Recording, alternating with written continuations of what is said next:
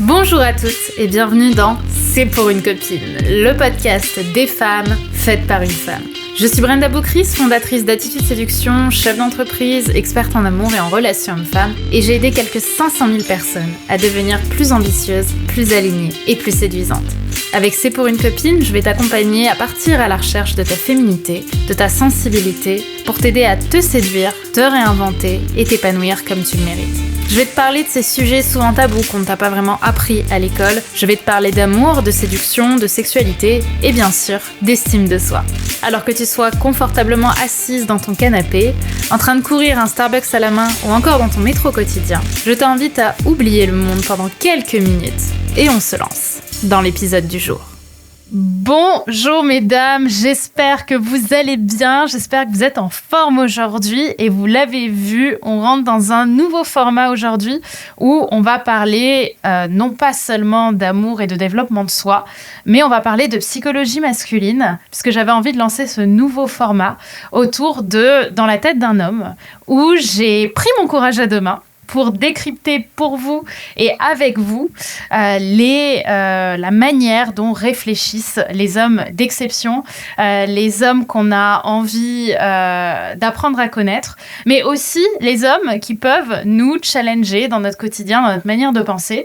Et j'ai la chance et l'honneur d'avoir un super invité pour notre premier podcast, puisque c'est Loane Boucher, Loane qui a aujourd'hui 29 ans et qui correspond, je pense, à un certain modèle d'homme que beaucoup de jeunes filles ou de jeunes femmes ont voulu avoir dans leur vie sentimentale, puisque t'es grand, t'es sportif, t'es sympa, t'as un cerveau qui fonctionne bien.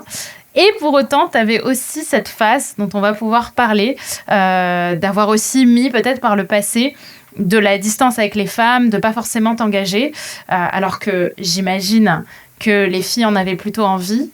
Et jusqu'au jour où tu as trouvé la bonne, jusqu'au jour où tu t'es engagé avec une femme avec qui ça fait plusieurs années. Et l'idée, c'est de décrypter ensemble, finalement, comment ce chemin a fait, comment t'as réussi à un jour t'engager. Ça va être un podcast sans tabou.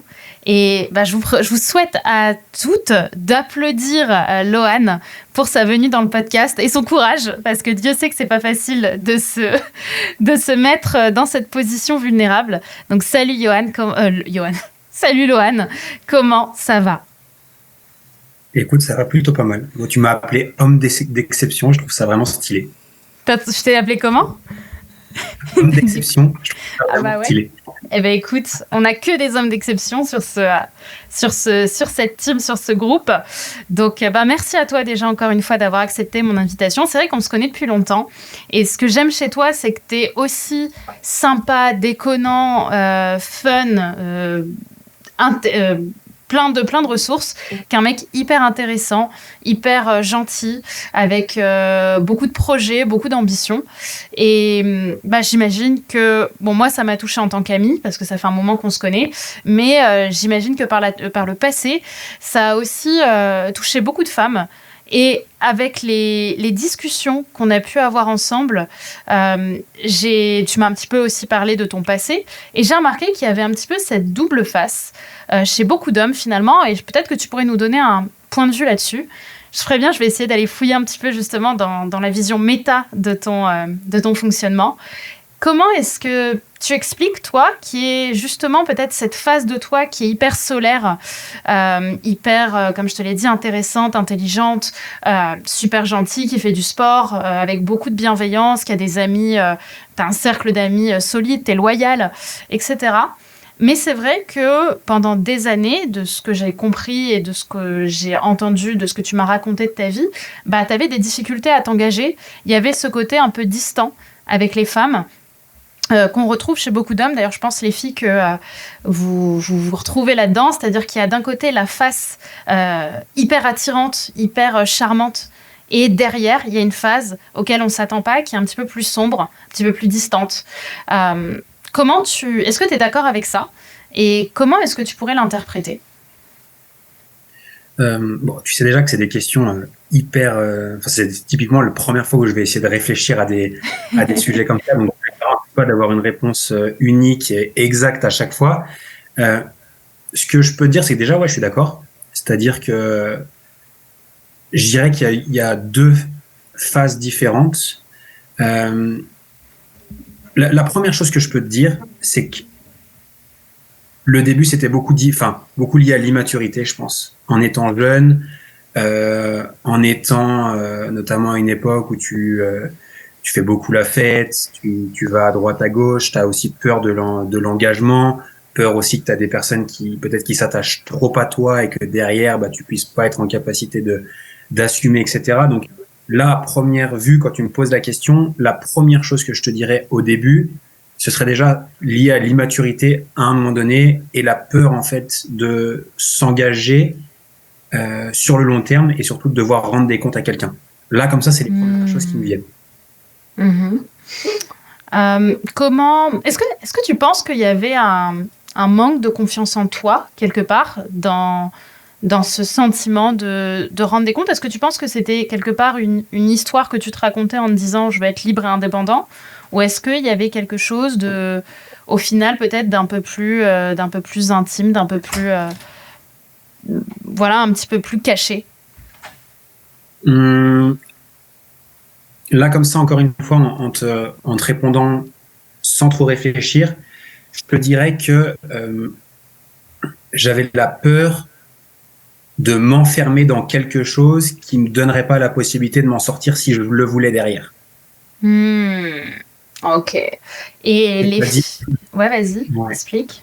Ouais, c'était ça, la peur de m'engager sur un truc et de me rendre compte que derrière c'était pas le bon choix et qu'il faille que je m'en sorte et que voilà, la peur d'être coincé en fait dans une relation qui me bloquerait. C'est surtout ça, je pense, déjà de base. Donc quelque part avoir le rôle, c'est ça, avoir le rôle où tu sens que c'est pas pour toi et t'embourbes quelqu'un avec toi dans tes propres névroses en fait. Ouais. C'est ça? Ouais. Donc ça et puis aussi un truc qui était un peu justement pas égoïste à ce moment-là, je pense, c'est de dire de pas faire perdre du temps à quelqu'un pour rien également. Ok. Il y avait aussi ce truc-là de dire ok, moi de mon côté, j'ai pas envie de me rendre la vie difficile avec quelqu'un qui s'accroche, qui s'attache et dans laquelle derrière, si je dois faire un choix de sortir de la relation à un moment donné, de pas être bloqué moi personnellement, mais aussi dans un coin de ma tête quand j'y réfléchis comme ça avec le recul, il y avait ce truc aussi de dire et puis j'ai pas non plus envie de faire perdre du temps à quelqu'un ou de causer de la peine ou des moments de vie difficiles à quelqu'un d'autre avec le recul. Tu vois. Et ça, tu penses que c'était quelque chose que tu verbalisais en fait dès le départ aux filles? Bon. Tu leur disais que tu voulais pas t'engager ou comment ça se passait en général ton schéma? Non, clairement c'est pas quelque chose que je disais. J'essaie de me remémorer quand même parce que c'est. Ouais, c'était il y a pas longtemps, il y a pas 2 jours quoi. Ouais, je pense que mon premier truc de base, ce que je faisais, c'était souvent c'était fuir en fait, tu vois, fuir la discussion ou fuir la potentielle relation, tu vois. C'est-à-dire en gros, du jour au lendemain, peut-être moins donner de nouvelles ou parfois ne plus répondre. C'est des choses que je me revois en train de faire plusieurs fois. Parce qu'il y avait de la peur. J'assumais pas vraiment, je verbalisais pas non plus, parce que clairement, je suis pas quelqu'un qui parle de base. Enfin, tu me connais un petit peu et tu sais que même si là on fait une discussion ensemble, je suis pas quelqu'un qui va argumenter, expliquer le pourquoi, du comment. Et non, c'était plus la facilité était plus de fuir. Ouais. Parce que quelque part, c'était plus facile pour toi, j'imagine, mais aussi ça t'évitait de te prendre cette responsabilité de devoir expliquer les choses à quelqu'un ou pas. Ouais, exactement. Ouais. Ok. En fait, je trouve ça intéressant parce que d'une certaine manière, ce que ça montre, c'est que c'était jamais vraiment personnel en fait. Il y a beaucoup de filles qui s'imaginent en fait en étant avec le type d'homme, on va dire, que tu pourrais représenter, que s'il y a quelque chose qui marche pas, c'est à cause d'elle. Tu vois, il y a quelque chose d'un peu, il y a une responsabilité. Alors, je pense qu'on a tous notre part de responsabilité dans les histoires dans lesquelles on s'engage et dans les histoires dans lesquelles on débute, parce au fond de soi, je pense profondément qu'on sait quand un homme a vraiment envie de s'engager et plonger dans le truc, et quand on se raconte l'histoire qui va changer pour nous, tu vois. J'ai vraiment le sentiment que c'est quelque chose qu'on sait intuitivement, mais qu'on veut pas s'avouer. Quel avis t'as là-dessus? Est-ce que tu penses que vraiment il y avait vraiment des filles avec lesquelles tu t'es dit non, c'est vraiment elle avec qui je veux pas, ou est-ce que c'était vraiment quelque chose de personnel en fait? C'était vraiment toi, ton sentiment de te dire en fait cette histoire elle est pas pour moi, quoi. Ouf. Honnêtement, je pense que dans aucun cas c'était à propos de la fille en question. Je pense que c'est surtout moi, comme je t'ai dit au début, par rapport au fait à un moment donné, t'es jeune, t'es pas du tout prêt t'as pas du tout décidé dans ta tête que c'est quelque chose qui pouvait potentiellement arriver. Et de ce fait-là, en fait, je pense que j'aurais rencontré n'importe qui, même Miss France, tu vois. Je suis pas sûr que ça aurait changé. Ah, non, mais ouais, j'allais te dire, c'est hyper intéressant ça. Ouais. Comme ça, là, encore une fois, c'est vraiment avec le recul, en essayant d'y réfléchir, et c'est vraiment des sujets sur lesquels je me suis jamais penché. Ravi de te faire cette méta-analyse aujourd'hui. Ouais, mais honnêtement, je pense pas que à ce moment-là, ça aurait changé quelque chose. Parce que si moi je l'avais pas décidé, quoi, j'avais pas ouvert la possibilité que c'était possible de. Et j'imagine, du coup, tu me dis si je me trompe, que tu tombais sur des filles qui elles voulaient absolument s'engager. T'en as aucune ou quasiment aucune qui te disait ouais, moi ça me va d'être juste des plans éphémères. Après, c'est pas comme s'il y en avait eu des millions et des millions, mais de mémoire là comme ça, je pense que beaucoup voulaient s'engager davantage. Ouais. Ouais. C'est marrant parce que c'est vraiment quelque chose que j'observe, à quel point on est attiré par souvent quelque chose que j'ai même pas envie de dire que l'on veut au fond de soi, mais qui vient valider la croyance qu'on a de nos relations. C'est-à-dire que ce que j'observe dans les relations et dans les clientes aussi que j'ai, c'est que la plupart du temps, les femmes viennent en me disant « j'ai l'impression que je trouverai jamais personne, que je vais finir seule, que je vais avoir que des hommes qui veulent pas s'engager dans ma vie ». Et bizarrement, ces femmes vont uniquement dans des relations qui viennent valider cette croyance qu'elles ont d'elles. Et souvent, j'interroge ces femmes, si vous nous écoutez aujourd'hui, à aller plus loin justement sur ce débat-là, c'est-à-dire à vous demander sincèrement, est-ce que quelque part, il n'y a pas une partie de moi qui a envie de valider cette croyance-là parce que je ne m'autorise pas à croire vraiment en l'amour, en fait. Il y a quelque chose de sécurisant à rester dans mon célibat, à rester dans ce que je connais et à rester dans cette croyance. Et souvent, ça demande à aller chercher quelque chose qui est très sombre, très insécurisant de soi, et surtout qu'on n'a pas envie de voir parce que c'est pas beau en général à regarder, mais c'est nécessaire pour pouvoir justement passer ça et avoir la vibration d'une personne qui est émotionnellement disponible pour attirer à soi un homme qui est émotionnellement disponible aussi. Parce que quand on est émotionnellement indisponible, on va attirer à soi des hommes qui sont émotionnellement indisponibles. Et on va venir valider justement la croyance mentale, parce que dans le mental, tu penses que tu veux t'engager, mais peut-être que dans ton intuition et dans ta vibration, il y a quelque chose qui bloque et qui fait qu'en réalité, tu préfères la voie qui vient se valider dans les faits, en fait. Donc, je te remercie pour ce partage-là. Et il se trouve qu'aujourd'hui, Lohan, tu es dans une situation différente.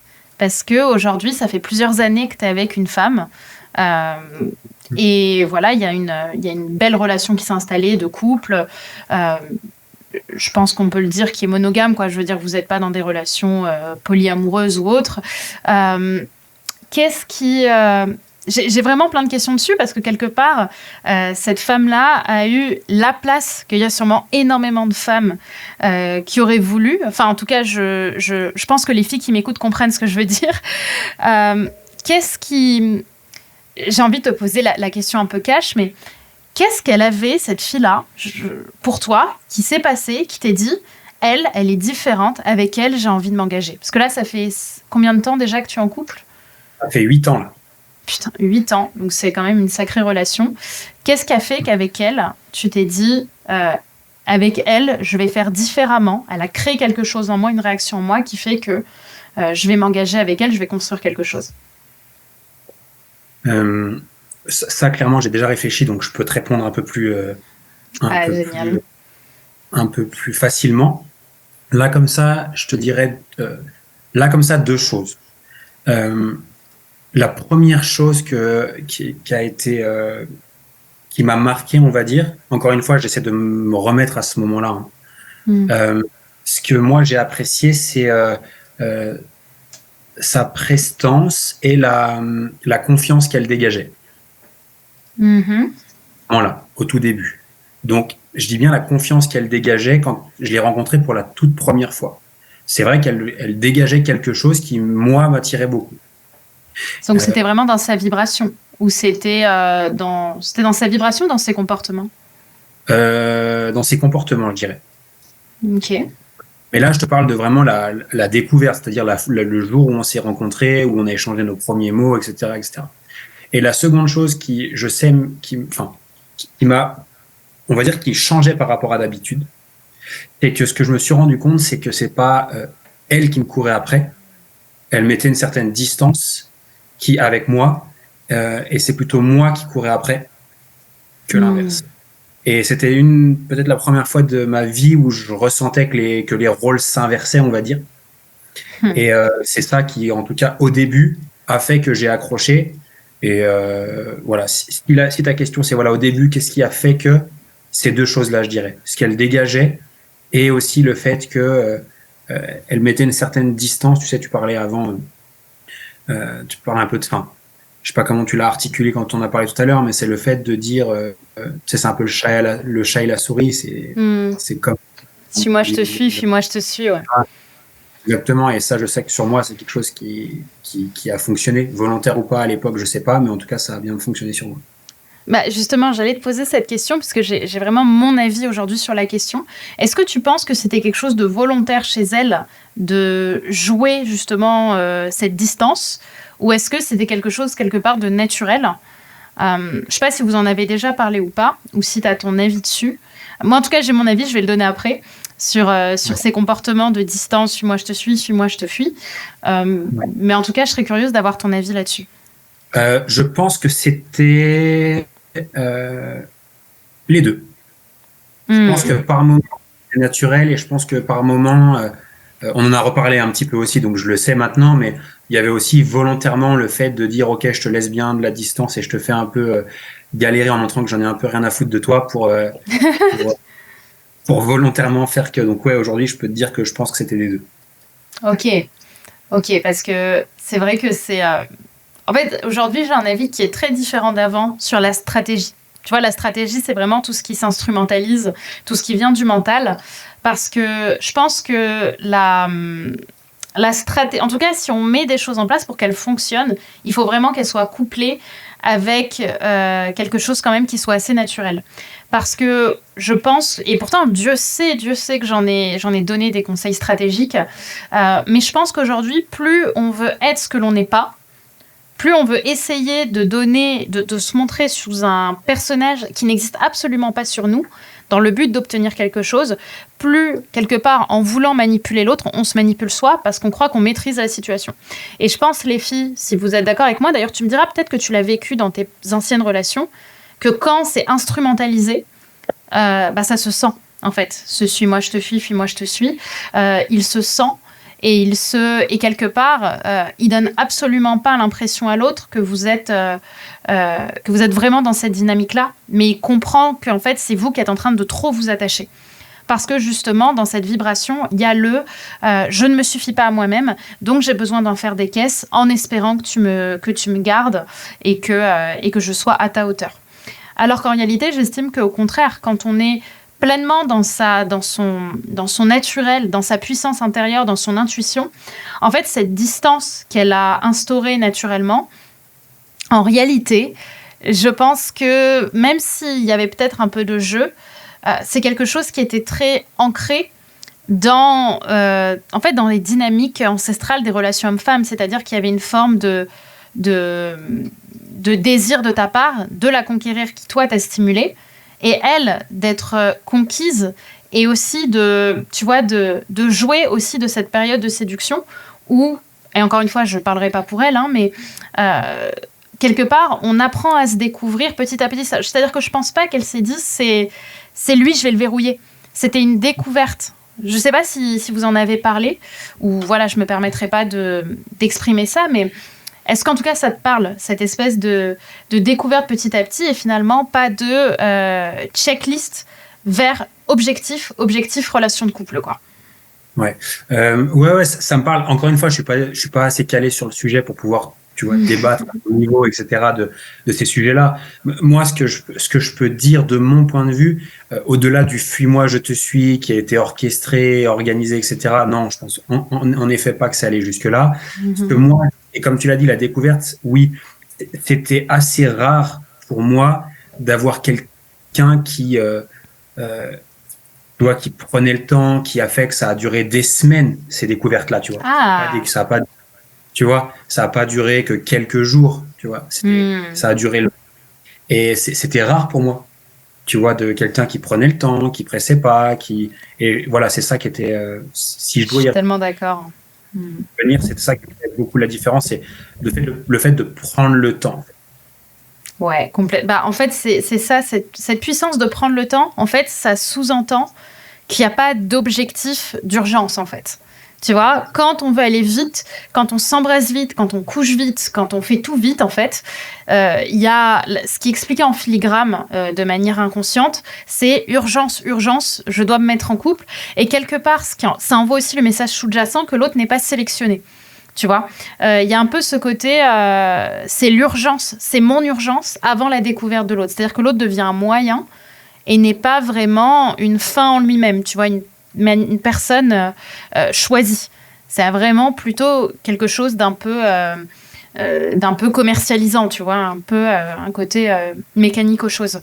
Et ça s'explique vraiment en filigrane quand on veut aller trop vite et quand finalement on laisse pas cette découverte. Et quelque part, j'imagine que ça t'a donné le sentiment d'être choisi aussi, toi, pour qui tu étais et pas seulement pour ce que tu représentais. Ouais, bien sûr. Mais de toute façon, je pense, et on en a déjà reparlé depuis, je pense honnêtement qu'à l'époque, si c'était allé trop vite, c'est-à-dire si peut-être on était allé beaucoup plus loin, plus rapidement, je suis pas sûr qu'on serait ensemble aujourd'hui. Ouais, ça m'étonne pas. Parce qu'au final, c'est toujours... tu peux... Comme je dis, il y a plein de femmes qui peuvent correspondre à un seul homme et il y a plein d'hommes qui peuvent correspondre à une seule femme. Le problème, c'est pas la suite, en fait. C'est pas le milieu du couple, dans beaucoup de cas. C'est le début. C'est la séduction. C'est que si cette période, on l'instrumentalise trop et qu'on met toutes nos insécurités sur la table dès le départ, en fait, ça aurait pu être la femme de ta vie ou l'homme de ta vie. Tu vas passer à côté parce que, même si vous vous entendez super bien ou vous auriez pu vous entendre super bien, tu vas mettre devant l'autre tout ce qui lui fait peur et la première réaction qu'on a envers la peur, c'est la fuite. Donc, je pense qu'en effet, cette période-là, elle est extrêmement... Finalement, pour moi, c'est là-dessus que se joue le moment le plus difficile de la relation, le plus challengeant. C'est pas dans le couple en lui-même, pour beaucoup de femmes en tout cas, c'est vraiment dans cette période entre la découverte et l'engagement. Du coup... Aujourd'hui, donc tu me dis, ça fait 8 ans, donc ça fait un moment.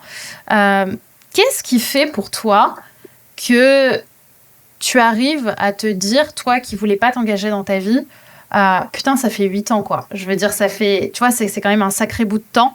Est-ce qu'il y a un moment où tu t'es dit, c'est trop, ça m'insécurise, j'ai envie de tout envoyer balader. Qu'est-ce qui a fait que tu l'as pas fait ?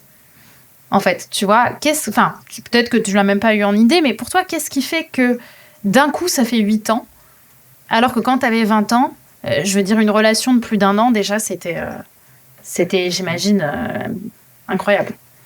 Ouais. Là, comme ça, je dirais, ce qui fait que ça dure, c'est qu'on a chacun notre espace perso, tu vois. C'est-à-dire... on se connaît bien maintenant. Elle sait que, par exemple, moi, j'ai besoin d'avoir mes temps pour moi, mes moments avec mes potes, notamment, mes séances de sport, etc. On a vraiment trouvé une organisation où chacun a son espace personnel où il peut vivre sa vie et, en même temps, être dans le couple. Je sais pas si tu vois vraiment ce que je veux dire. En fait, si tu veux, on a quand même nos libertés personnelles. Tu vois, que ce soit moi, chaque semaine, je vois mes potes. Chaque semaine, je peux faire toutes mes séances de sport que je veux. Chaque semaine, tu vois, j'organise, je bosse depuis où je veux. Je fais même des fois des petits voyages. Tu sais, quand on part, par exemple, soit dans des masterminds ou des fois je fais des allers-retours aux États-Unis pour des masterminds, des choses comme ça. Des choses qui font que, en fait, on est hyper content de se retrouver à chaque fois parce que on s'autorise ces moments où on se sépare un peu, où chacun a son espace. Je pense que ça fait vraiment partie des choses que j'étais quelqu'un de très solitaire, moi, de base. Et j'ai vraiment besoin d'avoir mes espaces et mes moments. Et je crois que ça fait partie des choses qui font que ça dure. Si je n'avais pas eu cet espace-là dans le temps, je sais pertinemment que on n'aurait pas pu durer aussi longtemps. Je sais pas si tu vois ce que je veux dire. Et cet espace, elle l'avait dès le départ? Enfin, elle te l'a donné dès le départ ou ça a été une discussion, des challenges? Et apprendre à se connaître et des discussions, ouais. Clairement. Ouais, ça me semble hyper important. Ouais. Ce que tu dis, parce que il y a beaucoup de personnes qui imaginent le couple comme quelque chose qui doit être simple, absolument, tu vois, qui doit être fluide, sans problème. On imagine le couple un peu comme un idéal où la personne que tu vas avoir en face de toi va te comprendre sur le bout des doigts et toi, tu vas le comprendre sur le bout des doigts, alors qu'en fait, le couple a aussi... le couple, c'est de la coexistence avec quelqu'un qui n'est pas nous. Et c'est l'une des premières fois de nos vies où on vit ça, en plus de nos parents, de nos familles. C'est vraiment cette discussion de la coexistence. C'est plus mes avantages à moi et du coup, ce que je projette, c'est la relation parfaite où l'autre répond à mes critères. C'est aussi apprendre à faire des concessions, mais au sens propre. C'est-à-dire que faire des concessions, c'est pas simplement le samedi soir, on est ensemble. C'est dans le quotidien, avoir des périodes qui seront frustrantes, parce que l'autre aura besoin de faire des choses qui ne te correspondent pas. Et c'est là où le couple prend toute sa beauté. C'est est-ce que je suis capable d'accepter quelque chose qui me challenge ou qui m'insécurise, au moins au départ, par amour pour l'autre et pour la relation. Parce que j'imagine, et inversement aussi, parce que j'imagine qu'elle doit avoir sa vie aussi personnelle, avec des choses qui te challengent, parce que c'est aussi un couple. Et c'est apprendre justement à aller au-delà de ça. Donc, ouais. Moi, je pense qu'elle a fait quand même beaucoup plus d'efforts que moi pour s'adapter en toute objectivité, tu vois. Je pense qu'elle a vraiment fait beaucoup plus de travail là-dessus que moi, j'en ai eu à faire. Parce que j'ai un caractère, j'ai une façon de fonctionner, que tu me connais un petit peu, donc tu sais très bien que quand j'ai un truc en tête, je l'ai. Ouais, voilà. Mais le problème qu'on a rencontré notamment au début, et ça c'est assez cool, c'est qu'on justement on l'a assez rapidement identifié et puis travaillé un peu dessus, c'est que comme tu as dit tout à l'heure, souvent on a l'impression que le couple, tout est beau, tout est rose. En fait, c'est juste qu'on sacralise la notion de couple et c'est souvent qu'on a l'impression que pour les autres c'est toujours mieux, alors que c'est faux. Et du coup, parce que parfois on a des amis pour qui on croit que ça se passe bien, que ils ont la belle vie, qu'ils ont une belle maison, qu'ils ont un bon machin, on croit que on devrait au moins avoir la même chose. Et en fait, souvent, du coup, on croit que notre couple il est moins bien que celui des autres parce que nous on n'a pas encore la belle maison, parce que X ou Y, alors qu'en réalité, on ne sait pas ce qui se passe chez les autres et ce qu'il faut juste savoir, c'est qu'il n'y a aucun couple pour qui tout se passe bien, tout va bien. Au contraire, le couple, c'est plus de problèmes que de bons moments et c'est juste à quel degré tu arrives à avoir de bons moments et ça, c'est super important aussi. En tout cas, nous, c'est quelque chose qu'on a identifié assez rapidement et qu'on s'est dit assez rapidement et qu'on a arrêté de faire, c'était de se comparer aux autres. Et ça a beaucoup aidé aussi. Bah ouais, je suis tellement d'accord avec toi là-dessus, sur ce côté, même pour aller un peu plus loin, en fait, les réseaux sociaux, les réseaux sociaux sont là pour nous garder sur l'application, donc ils sont pas là pour nous montrer des choses qui vont nous faire fuir ou qui vont nous dégoûter, ils sont là pour nous montrer des choses qui vont nous faire rêver, qui vont nous pousser à la consommation. Donc par exemple, quand on voit des relations avec je sais pas, des couple goals, des photos, des reels, des trucs un peu sympas comme ça, on n'imagine pas que derrière, comme tu dis, il y a tout un tapis avec des sacrées odeurs en dessous. Donc Je pense en effet que quand on voit un couple dans la rue qui se tient la main, faut pas oublier que leur vitrine n'est pas leur arrière-boutique. C'est comme dans le business, comme j'aime bien le dire. Ne comparons pas, je sais plus ce que c'était l'expression, ne comparons pas notre arrière-boutique avec la vitrine de quelqu'un d'autre. Comparons ce qui est comparable, comparons l'intimité de chacun et de chacune. Quand on voit, la dernière fois, je voyais un couple s'embrasser dans un bar, vraiment avec passion.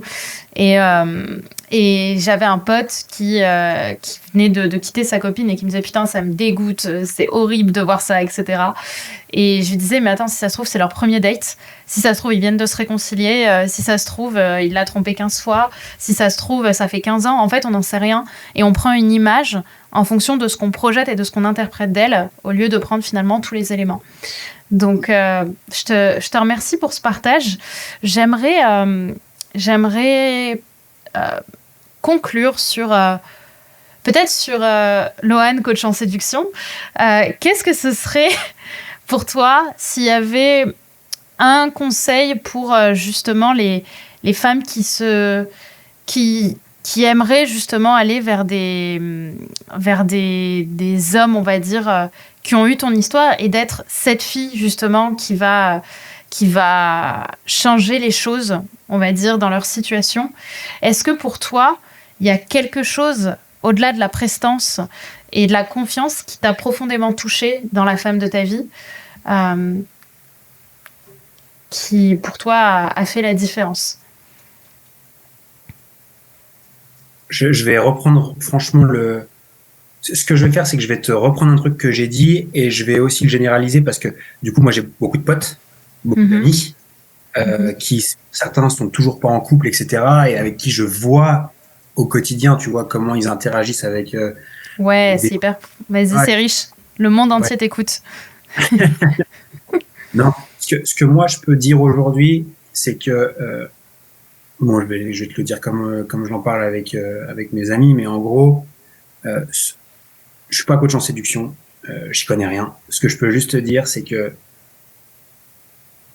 plus on va prendre le temps en amont, plus on va faire en sorte que ça n'aille pas trop vite, plus on a de chances de pouvoir garder la personne. En tout cas, c'est mon humble avis par rapport à ça. En tout cas, je le vois très bien avec mes amis aujourd'hui autour de moi. Quand ça va trop vite, ils passent très vite à autre chose. Quand ça prend le temps, quand le temps est pris, quand c'est beaucoup plus long, là, ils s'attachent un peu plus et là, on a des personnes qui restent ensemble derrière. Donc, ce serait plutôt ça que moi, qui me viendrait à l'esprit quand tu me poses cette question-là. C'est de prendre le temps et voilà, si ça va trop vite, ça va s'arrêter très très vite aussi. Et enfin, il y a plus de chances que ça s'arrête très très vite. Et si on prend le temps et si on fait entre guillemets durer un petit peu le plaisir en amont avant de s'engager dans quoi que ce soit, mais quoi que ce soit, je pense qu'il y a plus de chances derrière que ça convertisse, comme on dit en business. C'est tellement vrai. Je suis tellement d'accord. Prendre le temps. Ne pas embrasser trop vite. Enfin, c'est même pas ne pas embrasser trop vite en s'interdisant d'embrasser. C'est simplement prendre plaisir à découvrir quelqu'un pour qui il est et pas pour ce qu'il va nous donner, en fait. Pour ce qu'on va obtenir, nous, de manière égoïste dans la relation. C'est ça, en fait, la grande différence. C'est que quand on embrasse au bout d'un rendez-vous, on n'embrasse pas parce que le mec nous plaît et que c'est l'homme de notre vie. Parce que par définition, on le connaît pas encore assez, notre corps le connaît pas encore assez. Si on l'embrasse, c'est parce que nous, ça vient très égoïstement nous conforter dans l'histoire qu'on se raconte, qu'on a peut-être trouvé quelqu'un et qu'on va pas finir seul. J'entends quand on veut des relations longues, hein, quand on veut un plan d'un soir, c'est pas la même chose. Et du coup, en fait, quand on prend le temps, l'autre va inconsciemment se sentir plutôt validé pour qui il est. Et justement, du coup, cette conquête se fait beaucoup plus doucement. Et on apprend vraiment à connaître quelqu'un, non pas pour le résultat qui est de s'embrasser et de finir en couple, mais pour le sens même de la rencontre. On apprend à connaître quelqu'un comme un ami. C'est pour ça que souvent, je dis à mes clientes, vois cet homme comme un pote gay, tu vois, au départ. C'est-à-dire, asexualise-le pour apprendre à le découvrir. Et après, on verra où ça va potentiellement. Mais il y a ce temps, en fait, qui est important pour moi dans la découverte. Je te remercie pour ce partage, parce que comme disait Platon, il n'existe que désir et ennui. Donc tant qu'on désire, on est dans le désir et on kiffe. Mais si le désir, il s'enlève trop vite et qu'on n'a plus rien à désirer, on s'ennuie. Et quand on s'ennuie, qu'est-ce qui se passe ? Le cerveau fait quoi ? Il se barre. Parce que c'est le principe même de l'ennui pour le cerveau. Dès qu'il rentre dans une phase ennuyeuse, il a besoin de partir. Et c'est souvent ce qui se passe chez les femmes, justement, qui vont être en couple trop vite avec un mec qui va tout leur donner. Bizarrement, c'est là que, alors qu'elles ont toujours rêvé d'être en couple, bizarrement, le mec ne correspond plus du tout, parce qu'il a ça qui va pas, il est trop ennuyeux, il est trop gentil, machin. Pourquoi ? Parce que dans leur propre manière d'appréhender les relations amoureuses, il y a ce désir de ne jamais s'engager. Et du coup, dès qu'elles vont avoir un homme qui va répondre à tous ces critères qu'elles désiraient, en fait, elle va plus être dans le désir, elle va être dans l'ennui, et bim, elle va chercher une excuse. Alors, il y a deux manières. Soit elle va vraiment quitter en se disant qu'il ne correspond pas, soit c'est pire, elle va auto-saboter la relation jusqu'à ce qu'il en puisse plus et qu'il arrête la relation. Donc, ça, c'est précieux, les filles. Je vous invite vraiment à le garder en tête. En tout cas, Loane, merci infiniment. Je pense que toutes les femmes de France te remercient pour ton intervention qui est riche et précieuse. On peut évidemment te retrouver sur tes réseaux sociaux qu'on partagera en description si tu le souhaites. Et bien sûr, les filles, je vous invite à laisser un petit commentaire si vous regardez cette vidéo sur YouTube, ce podcast, quelque part où vous pouvez commenter. Bien sûr, à noter le podcast, à retrouver Loane sur ses réseaux et bien sûr à vous abonner et à partager parce que je sais que vous avez plein de copines qui ont envie de rencontrer des mecs et pour qui c'est la galère. On n'est souvent pas la seule célibataire de notre groupe ou alors on se retrouve dans des relations compliquées. Donc n'hésitez pas à le partager à des amis à qui vous savez que le point de vue de Loane peut être vraiment précieux. Donc merci encore Loane pour toute la valeur que tu nous as apportée. Merci du courage que tu as eu parce que je sais que c'est un sujet qui est particulièrement délicat pour toi. Et d'ailleurs, comme tous les intervenants qui viennent parler un peu de leur vie, c'est toujours bizarre parce que ça devient très vulnérable par rapport à ce qu'on aime dire habituellement sur les réseaux où on est beaucoup plus focus sur la performance et la stratégie, quoi. Donc, merci d'avoir ouvert ton cœur à nos femmes d'exception. Merci à toi pour tout ce que tu as apporté. Et les filles, n'hésitez pas à nous laisser un petit commentaire, à nous envoyer un petit MP aussi pour nous remercier si le podcast vous a plu et si vous avez envie que je vous tourne d'autres épisodes avec des hommes d'exception sur divers thèmes et variés où ils seraient pour nous ouvrir le secret de leur vulnérabilité. Donc, merci à vous. Et Loane, encore une fois, merci à toi. Bye bye, Brenda. Et voilà, c'est déjà la fin de cet épisode, de notre épisode du jour. J'espère qu'il t'aura plu et qu'il t'aura séduite. Si tu aimes ce podcast, n'oublie pas que la meilleure façon de me le dire, c'est d'y mettre 5 étoiles, de le recommander autour de toi et de me partager tes jolis commentaires. Ça me fait toujours énormément plaisir de pouvoir vous lire et de pouvoir voir un petit peu à quel point tout cela fait sens pour vous, fait sens pour toi. Je te remercie d'avoir regardé ce podcast. N'oublie pas de t'abonner si ce n'est pas déjà fait puisque je vais t'en publier très prochainement. Donc je te dis à très vite pour un prochain épisode et n'oublie pas que tout ça, c'était juste pour une copine.